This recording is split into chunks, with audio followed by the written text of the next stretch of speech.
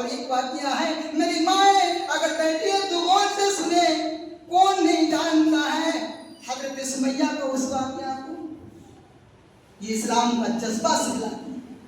हजरत सुमैया का ये वाकया हमें ये दर्ज देता है कि इस्लाम को बचाने के लिए हमें किस अंदाज से बढ़ चढ़ कर हिस्सा लेना चाहिए।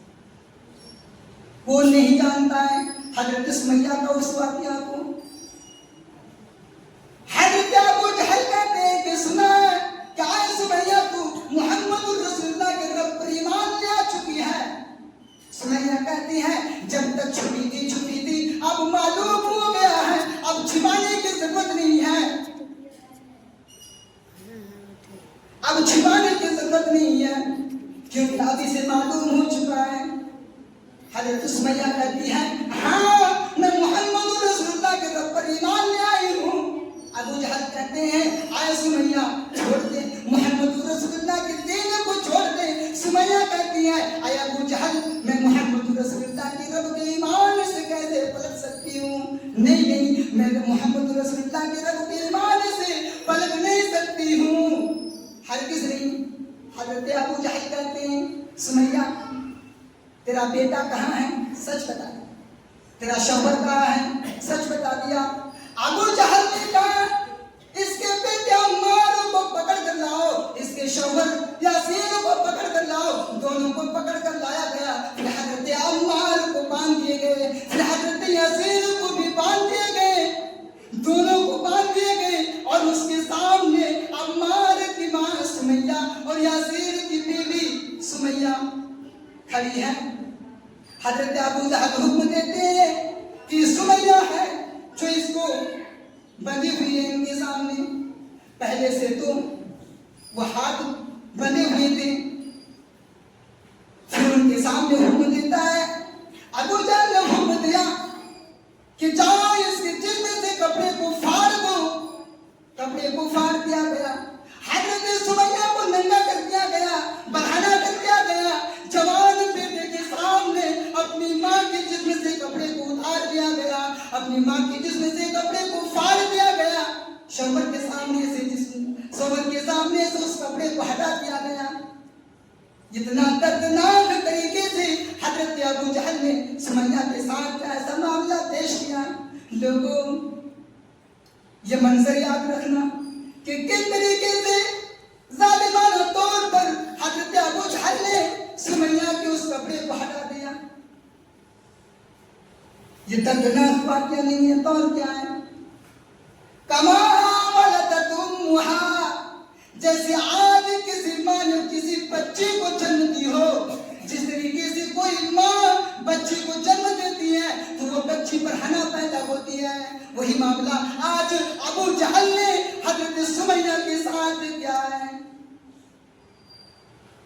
कहा पीछे से इनके हाथ बांध दो, हाथ बांध दिए गए। कहा अब भी नहीं मानोगी आए सुमैया। सुमैया कहती है नहीं मैं मोहम्मद रसूलुल्लाह के रब के ईमान को कैसे छोड़ूं, ये हो ही नहीं सकती है।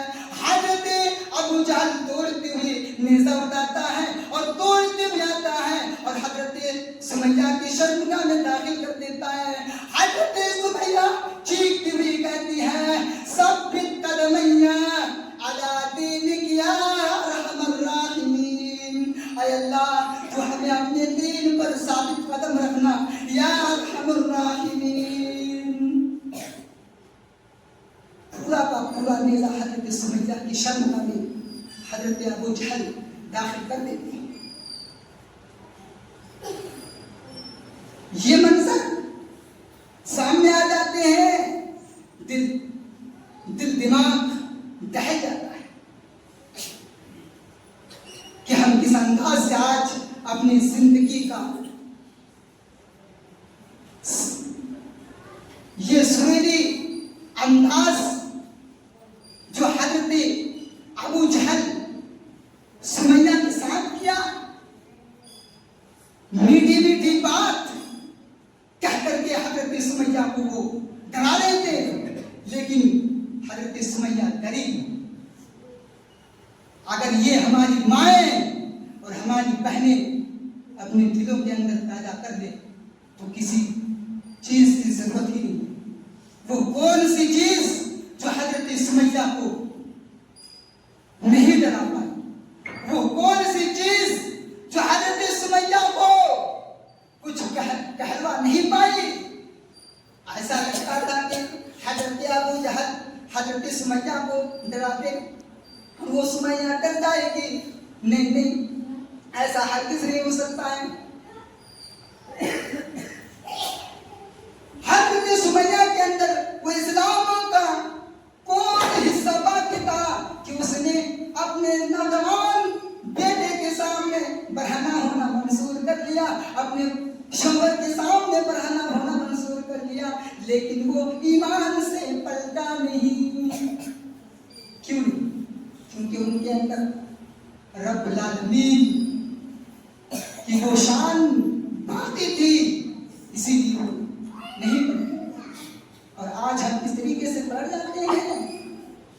अबू जहल कहते हैं कि आए सुमैया तू मोहम्मद रसूलुल्लाह के दीन को नहीं छोड़ेगी।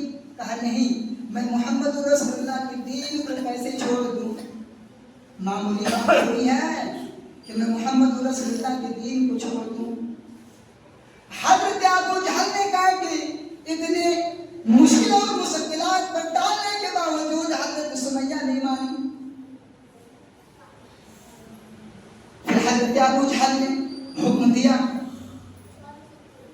तबकात के अल्फाज से कि जाओ दो ऊँटों को मंगाओ। दो ऊँट मंगाते हैं, एक ऊँट का चेहरा पूरब की तरफ करते हैं और दूसरे ऊँट का चेहरा पश्चिम की तरफ कर देते हैं। और हजरत सुमैया का हाथ तो पहले से ही बंधे हुए थे, फिर पैर भी बांधते हैं, पैर भी बांध देते हैं। ये के ऊँट में पूरब की तरफ किस ऊँट को खड़ा रखा गया था, उस ऊँट को। और हजरत सुमैया रज़ी अल्लाह तआला अन्हा की पैर दायां पैर को पूरब की तरफ जो ऊँट खड़ा है उस ऊँट के साथ बांध देते हैं। बायां पैर को पश्चिम की तरफ जो चेहरा करके ऊँट खड़ा रखा गया था उस ऊँट के साथ बांध देते हैं। और हजरत अबू जहल कहते हैं, आए सुमैया अब बता, अब अगर हम ऊँटों को कोड़ा मारे तो बस सिर्फ कोड़ा मारने की ही देरी है कि ये ऊँट दौड़ पड़े और तू दो टुकड़ों में पड़ जाए, दो हिस्सों में, दो भाग में पड़ जाए। अब ये तू सोच ले तेरी अंजाम क्या होगा। ये मंजर देखकर हजरत अम्मार की आंखों में आंसू आ जाते हैं। ये मंजर देखकर हजरत यासीर की आंखों में आंसू आ जाते हैं। सुमैया मुस्कुराती हुई कहती है, आए मेरे बेटे अम्मार, तुम्हें रोने की जरूरत नहीं है। आए मेरे सफर, आए मेरे सरताज यासीर, तुम्हें रोने की जरूरत नहीं है, क्योंकि हमें जन्नत की वो खुशबू, अल्लाह की कसम हमें वो जन्नत की खुशबू मिल रही है और हमें वो जन्नत की नेमत दिख रही है। भला कोई जन्नत की नेमत देख लेने के बाद, जन्नत की खुशबू अपनी नाक से सूंघ लेने के बाद क्या वो इस्लाम से पलट जाए? नहीं, ऐसा हो ही नहीं सकता है। आए अबू जहल, तुम्हें जो करना हो कर ले, मैं इस्लाम से नहीं पलटूंगी, मैं इस्लाम से नहीं पलटूंगी, मैं इस्लाम से नहीं पलटूंगी। क्या ये जज्बा हमारी माएँ नहीं पैदा कर सकती है? जिस तरीके से हजरत सुमैया ने पैदा की थी, जरूर पैदा कर सकती है। हजरत सुमैया कहती है, आए अबू जहल, तुम इस ऊँटों को मारने में, इन ऊँटों को कोड़ा मारने में देरी ना करो, इन ऊँटों को जल्दी कोड़ा मारो, क्योंकि जितनी देर तुम इन ऊँटों को मारने में करोगे उतनी देर हमें जन्नत जाने में लग रही है। खुशी मना रही है कौन? हजरत सुमैया।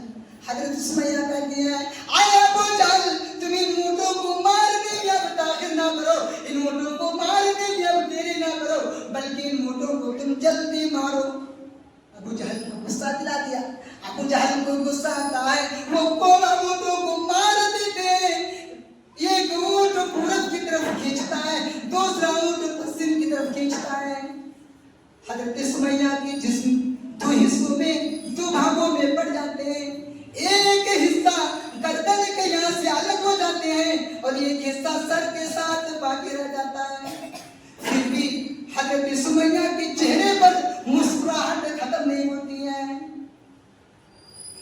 ईमान की वजह से, वो ईमान की जज्बे को हमें सलाम है कि उनके चेहरे से मुस्कुराहट नहीं हटी।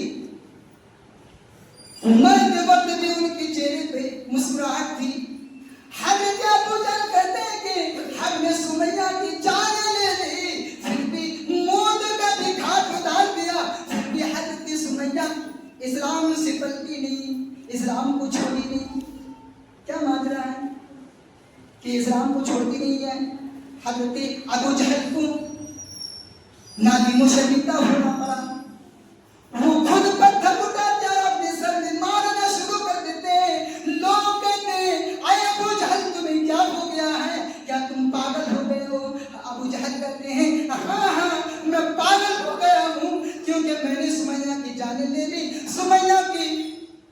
सुमैया को हमने बरहना कर दी, उनके जवान बेटे के सामने सुमैया को हमने बरहना कर दी, फिर भी ये सुमैया इस्लाम पे डटी रही।